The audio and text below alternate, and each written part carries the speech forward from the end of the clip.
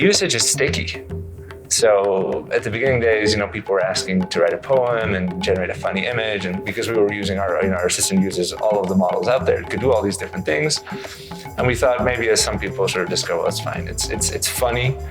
It's a parlor trick, and now I go back to my work. But we see that over half the people use this thing weekly, right? And a quarter of them use it daily. About 60% of the users, if they're starting something, they go to the assistant first before starting, right? The other thing that people say is that I have more freedom. Hi, wherever you're joining us from, I hope you're doing well. Welcome to Tech Conversations, where we bring you insights from tech entrepreneurs, CXOs, and investors. I'm Hari Arakli, and in this episode, Beinat, Global Head AI and Data Science at Prosus, and his colleague Paul Van Der Boor, Senior Director Data Science, explain how they went about building a 1,000-person AI ecosystem across the global technology investors' companies around the globe. As a result, a startup in Bengaluru can share AI solutions and best practices with one in Sao Paulo, for example, on their portfolio.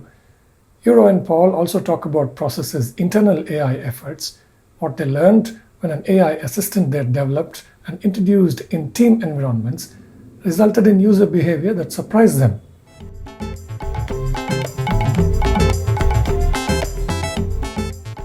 Thank you both for making time for this. Thanks. And if you both can start us off by just giving us a sense of what your work is about. I know you focus on artificial intelligence related investments. So just give us a sense of what you've been doing in recent times, maybe over the last 12 months. That probably sets the context a little bit. We'll go from there. Great. So how do we start? You want to go first? Yeah, go ahead. Okay, fine. Do you want something about the Prosus as well? Because that probably gives a little bit of a context to what we do. So Prosus is a consumer internet company, is one of the largest investors in the world as well. We operate companies and we invest in companies in many different areas, although most of our activities are in 4 areas, right? So classifieds, so platforms that buy and sell second-hand goods, but also real estate, platform for jobs and so on. So that's one. The second one is food delivery. We have an investment, for instance, in Swiggy here in India, so large food delivery operations across the globe. Right? The third one is fintech. So we are at this moment in the offices of PayU in Bangalore, so fintech operations. And the fourth one is education technology, so platforms where students learn, but also for professional education and so on. So everything that we do has to do with, let's say, connecting those that seek for some services or some product for those that have that service. So we are the connector. So we are platforms in between. Because of that, and because of the footprint which we operate globally, many of our organizations are predicated on large amounts of data, right? Large number of transactions and so on. So machine learning and data science is core to what we do. That has been core to what we do for a long time. So our team, which is the Prosus AI team, is based in Amsterdam. We work with all companies in the group. And we have 3 main goals. The first one is to support all companies to use artificial intelligence efficiently and effectively wherever it makes business sense. So artificial intelligence everywhere, if you want. The second one is to do that by design, right? So if you come from, say, artificial intelligence, machine learning, and so on, has been useful for the last 10 years or so, right? And initially, every company has used that to improve the way they work or to improve the products a little bit and so on. So incremental innovation. So we're moving towards non-incremental innovation. So we're looking at how to create services which are AI by design. So that basically leverage all the technologies to the full extent. So that's our second mandate. And the third one, to do it in an ethical and responsible manner. Right? So that's the core of what we do. And in that capacity, we operate, let's say, with all group companies. We work with all group companies in a variety of ways.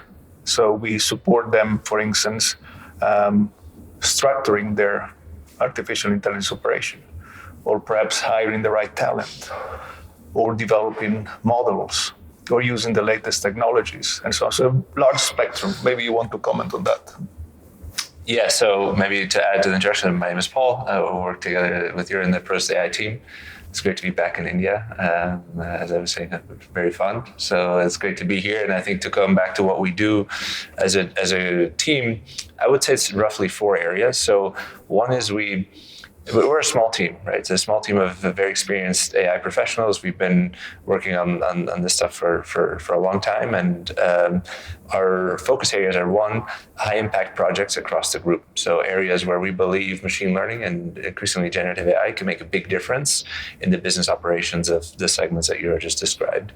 The second is helping figure out what's the AI strategy, right? So thinking about how do we think about the role of machine learning for our businesses from a point of view of talent. So we hire the right people, but also think about the assets, strategic data assets, thinking about infrastructure and so on, and help the businesses execute.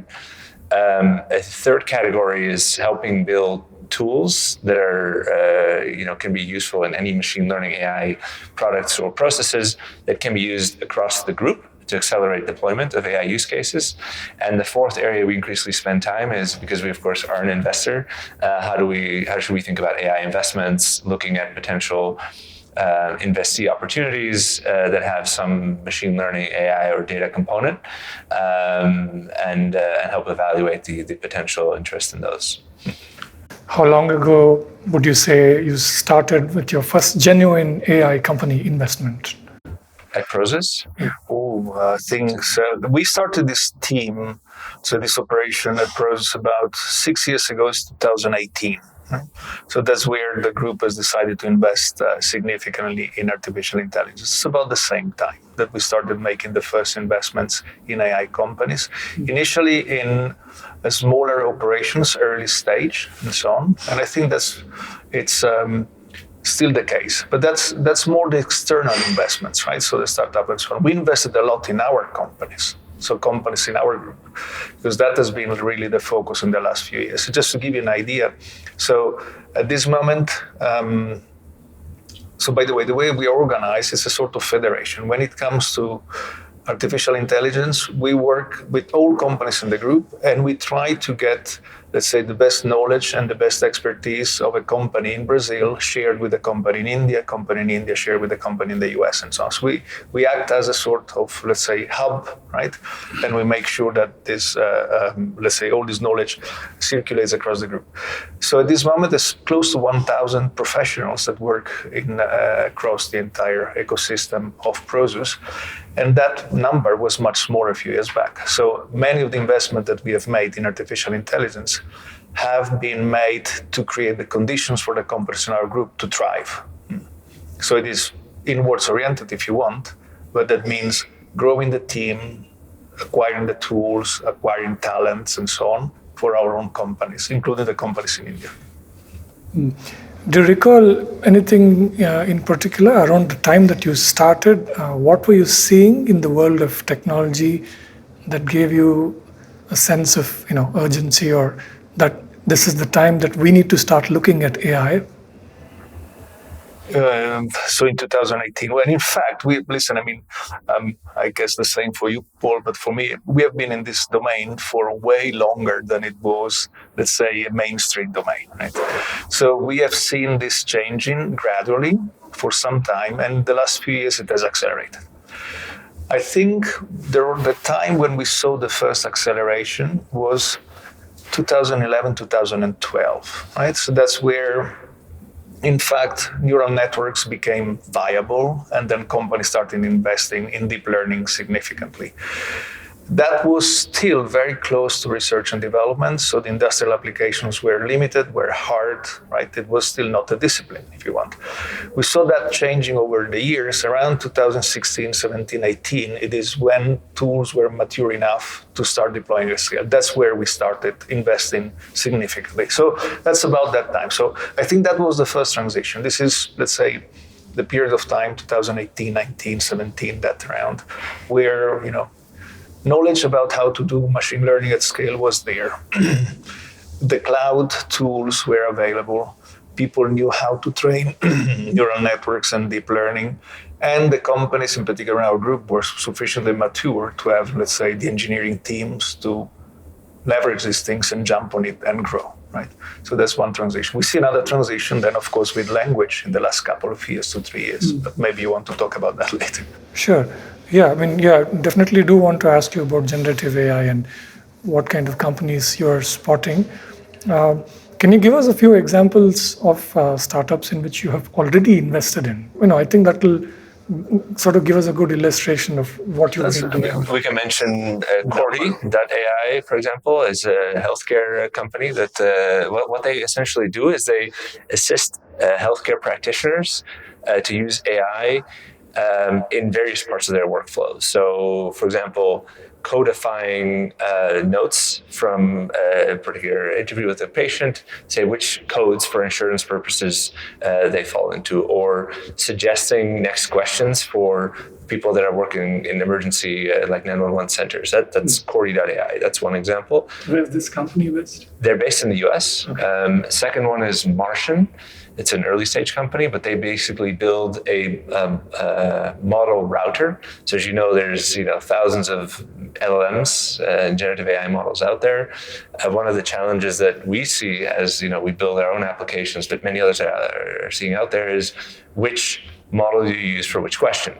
And that has to do with cost, with quality, and a bunch of other things. So they build a solution to help with that. Then we have a company called EMA, EMA. It's a company based originally in India. They have essentially an internal assistant that helps with a specific set of tools for enterprises to help them answer questions. So those are just a few examples.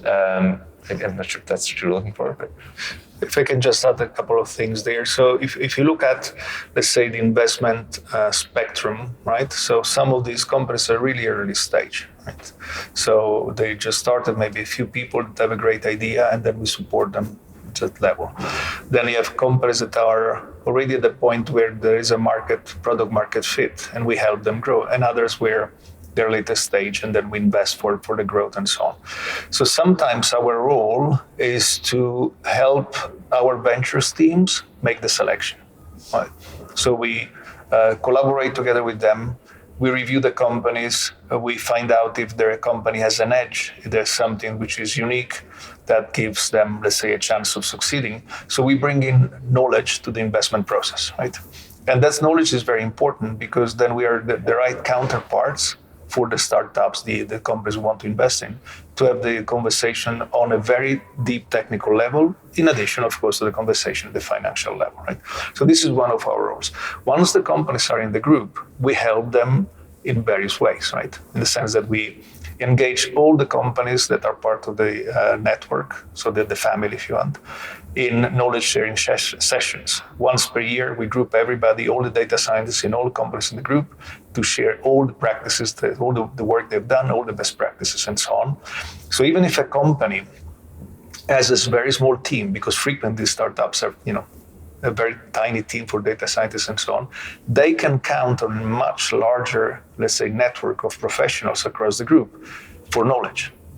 It is, even if you're part of a small team, it is as if you were part of a much larger organization, which is something which is very, let's say, it is valued a lot by the companies we work with. To our knowledge, that's unique, right? So there's no other investor that has set up this combination of deep domain expertise on AI with operating and investing in this space. This is very interesting. Tell us a bit more about it. Maybe sort of, what are some of the nuances? What are the check boxes that you need to check when you're helping your investment team in identifying, a company where you finally decide that, yes, this is a company that's really interesting from the perspective of not only the technology, but also the commercial viability of their technology. So what are those check boxes today in the field of AI? Oh, well, I think they change probably the maturity of the companies.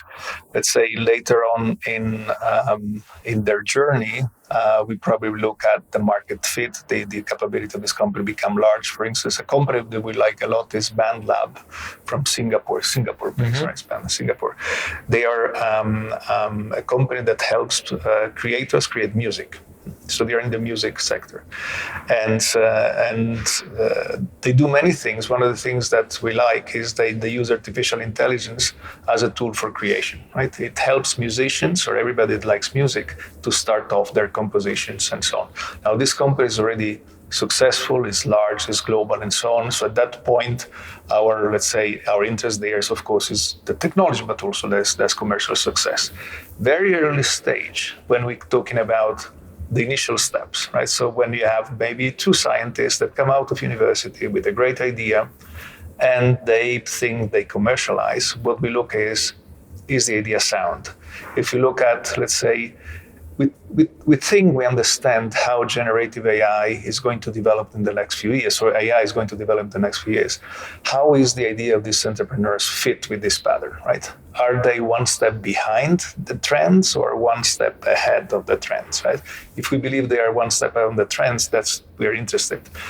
Second is the pedigree of the founders, of course, right? What experience do we have on this one? So there's a lot of these sort of soft factors. And we think we are in a good position to assess them because we are deep in the domain on the one sense, and second, because we have seen so many of the companies, right, doing AI across the globe, that we believe we have a good shot at, let's say, at least helping our investment teams assess these organizations. There are also some very interesting technologies that are still being developed in quite a rapid sort of way, right? I mean, there's computer vision, the whole field of robotics, and even materials. I would imagine all of these things will start coming together at some point, and as people build more and more capable AI programs, and at some point we will also have hardware which is portable enough to be fit into these robots with these AI programs. I'm just wondering how you look at some of these things. What are some really interesting trends that you're seeing around the world, which are sort of the hotspots, maybe surprising hotspots where these things are being developed? There's probably lots of different things you can say, but what I'm sure is that what we say now will be different in 12 months. But I think taking a step back, this field has been developing fairly rapidly over the last 2 decades. But the pace at which development is happening has gone faster. And I think if that's not been obvious in the last year, it will become even more obvious in the future.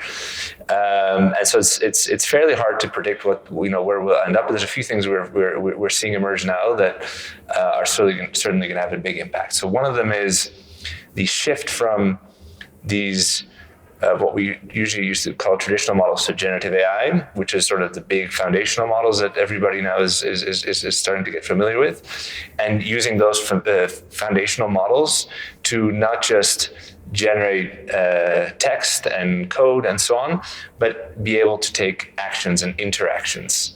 So we call that agents, right? So agentic behavior, where these models get access to tools. Think about browsing the web or writing code, executing that code, performing all sorts of other actions, via API and so on, that give these foundational models the ability to take control of some workflows. And we're just seeing the early days of what that looks and feels like. And that, certainly is likely to have profound impacts on a variety of business models. That's one.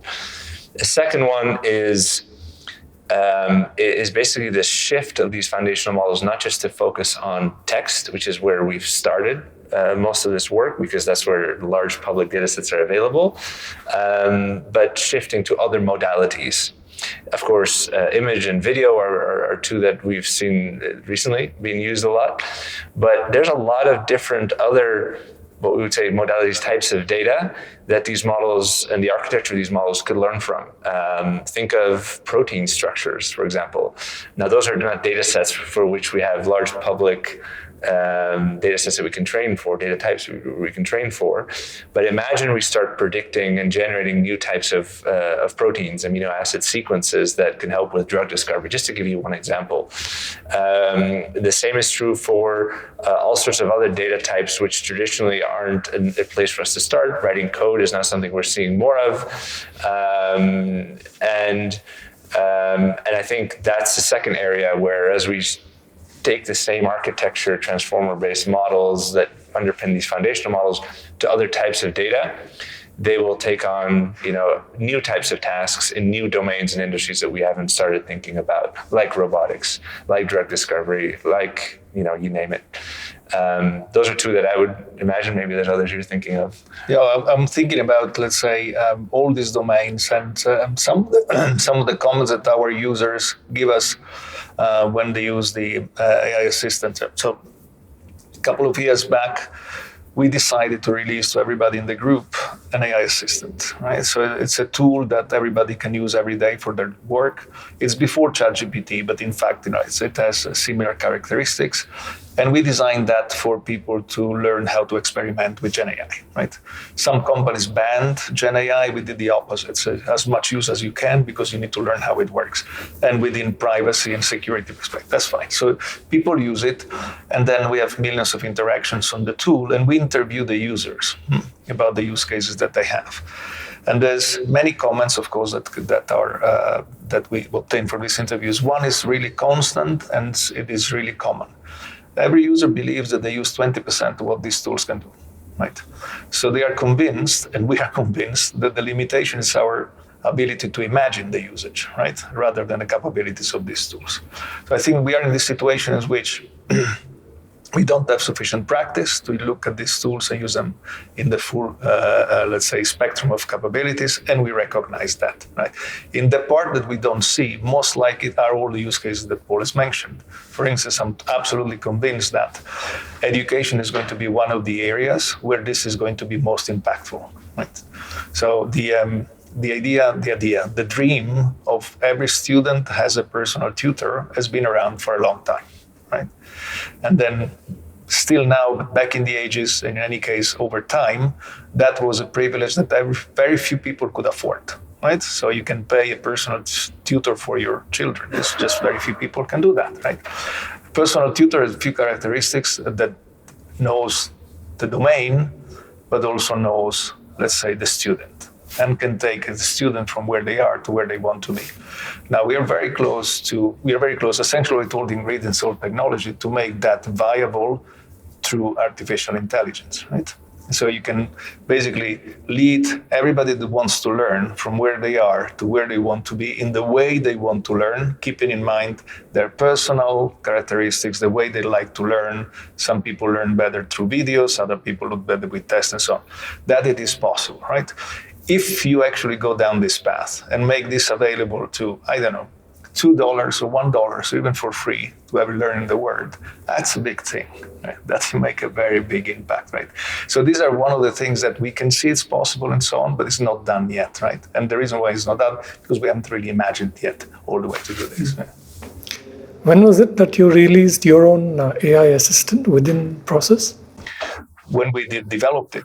And when did you first release it? Why? When we released it, I think it was summer 2023-22, I think, 2 years ago. Yes. Yeah. Okay. So say over the last 18 odd months, any interesting things that stand out to you in terms of what it has done to people's productivity? Oh, yes. Yeah. So we measure productivity in several ways. I mean, in some cases, you can measure productivity in a quantitative manner, right? So in the sense, but that's complex because you need to have a group of people that work without and a group of people that work with, right? And for some tasks, you can do it well. Some of these tasks where we test it have to do with coding and product development. And there we have productivity gains, which, by the way, how do you measure that? But let's say you measure in terms of time it takes to finish a task, or in terms of how many people complete the task, right?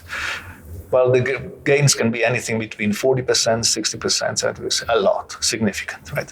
But we can't generalize from that, right? In the sense it doesn't mean that every task will have the same gain. Because when we interview people on many other tasks, all the tasks that they do in product development, in automating parts of their design processes and so on, they come back with productivity gains, which are expressed. So they say how much it is, right? Anything between 10, 25%, these are the range and so on. So it is, in broad terms, it's still significant because imagine that you have, let's say, imagine that you have everybody in every organization can produce 15% more than what they do now, right? It's a major thing. It's non-trivial at all, right? So we see that at least in the type of applications within our group. And it is a technology companies, our companies are technology companies, therefore it might not apply to many other things, but at least in this domain, this is the type of gains that we see. And you must have looked into how this AI assistant is able to free up people or make them more productive, and what have you found in terms of the deep reasons because of which this AI assistant is making people so productive? Yeah, maybe to add one thing. So one of the things we did with this AI assistant, contrary to pretty much every other assistant you see out there, is we put it inside a team. So instead of just giving everybody individually access to an assistant, we put it inside environments like Slack, which are popular in our technology companies. And so everybody in the team could ask the assistant something in a group, collaborative manner where everybody else would see. A couple of effects there. The first thing is that you have this sort of collective learning and discovery. Hey, I saw, somebody asked this question. That's interesting. I've never tried that. Let me, do something else. Or if the answer at the early days, quality was still a challenge, right? So we were measuring how often these models were making up things. And because the rate at the early days was fairly high, we had the ability for other folks to jump in and say, hey, wait a second, this answer, be careful. I know that's not correct. So you have this sort of social quality control. So what we noticed is that a few things happened. So first, people were learning about how these tools worked and what they could use them for, what worked, what didn't work. Two, there was an effect of productivity individually, which is invaluable, but even more importantly, team productivity. So now, normally a question that I got stuck with in the evening that I need to wait maybe in the morning for Euro to answer, I can now ask the assistant as a first level. It can give me an answer immediately. And not only does that make me more productive because I get an instant response and helps me get unstuck, it also saves Euro time tomorrow morning not having to answer my question. So it's a double-edged sword, so to say. And as a result, the organizational velocity was going up. So we were getting comments like, hey, we've had the most productive sprint we've ever had in the last 2 weeks because of the assistant that we're now using. So there's all these different dynamics that were becoming apparent as we saw people use it. Another surprise, and this was now obvious, but it wasn't at the time, is that the usage is sticky. So at the beginning days, people were asking to write a poem and generate a funny image, and because we were using our assistant uses all of the models out there, it could do all these different things. And we thought maybe as some people sort of discover, well, that's fine. It's funny.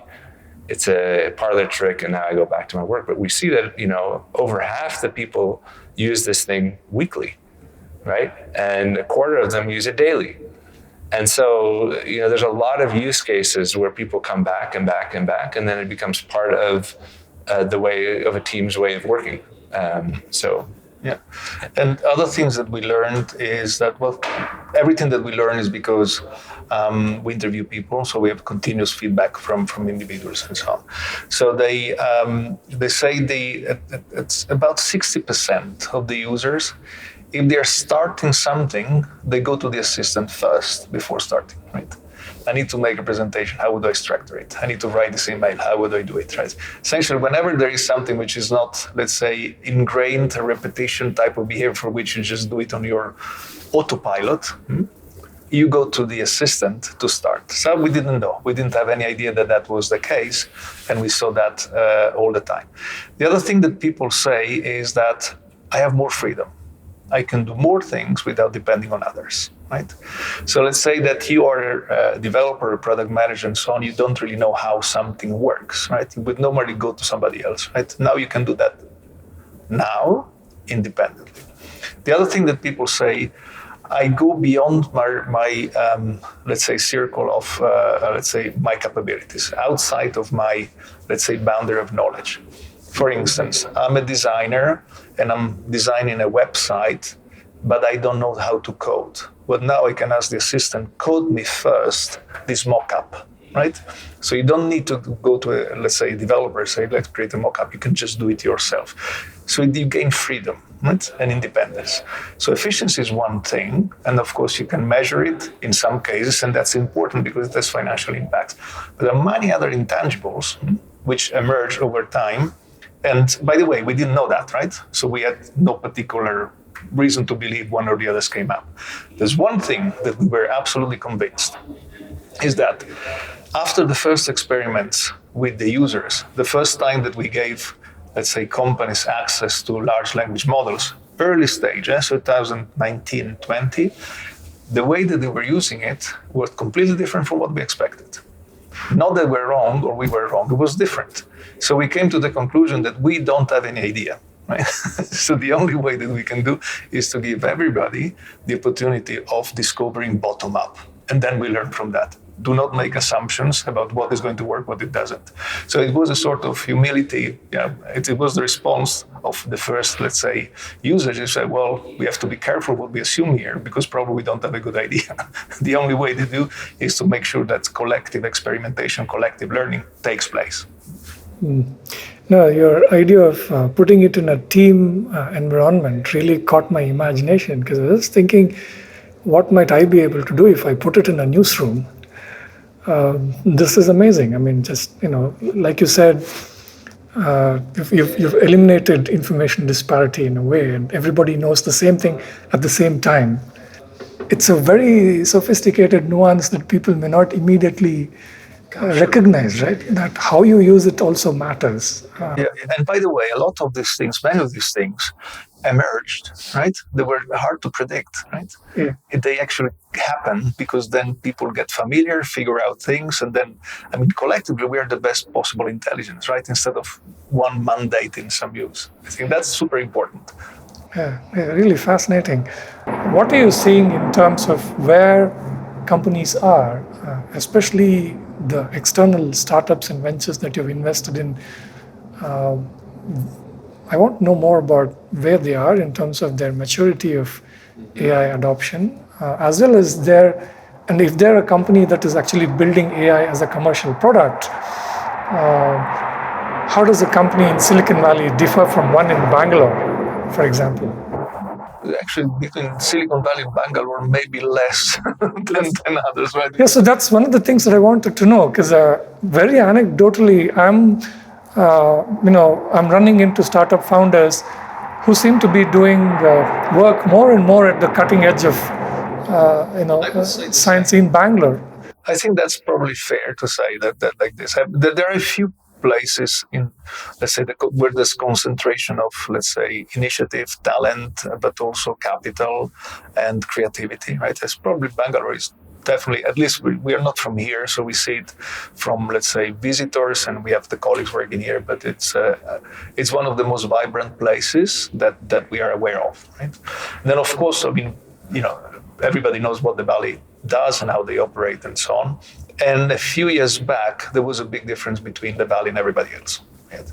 Or maybe the Valley in London, right? There's a lot of this that's actually concentrated there. I think that, let's say, gap is diminishing continuously.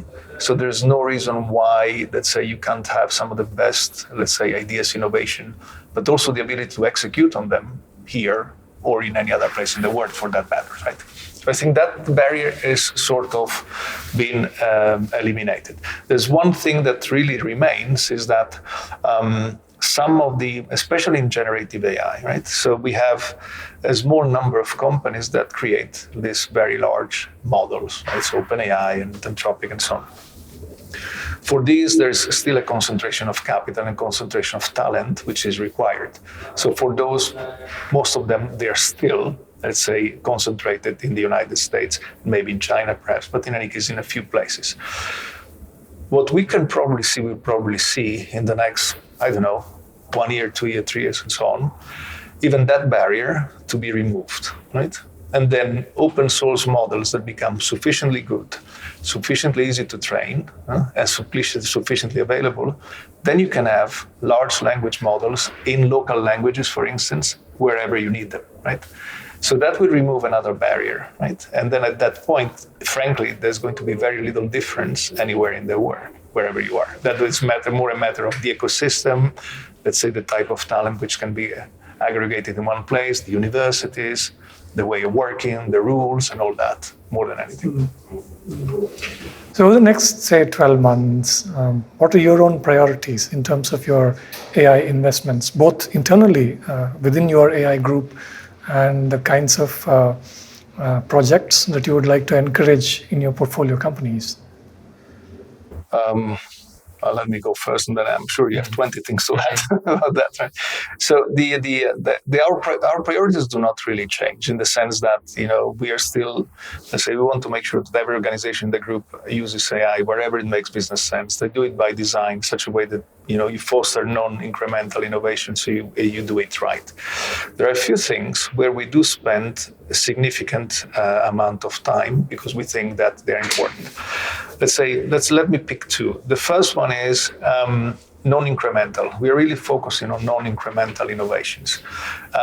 And the reason why is that because there is some sort of visibility of where these technologies will, let's say, be in 3 years, how they will evolve and so on. There is some degree of predictability in where you expect, let's say, at least the ecosystem technology will be.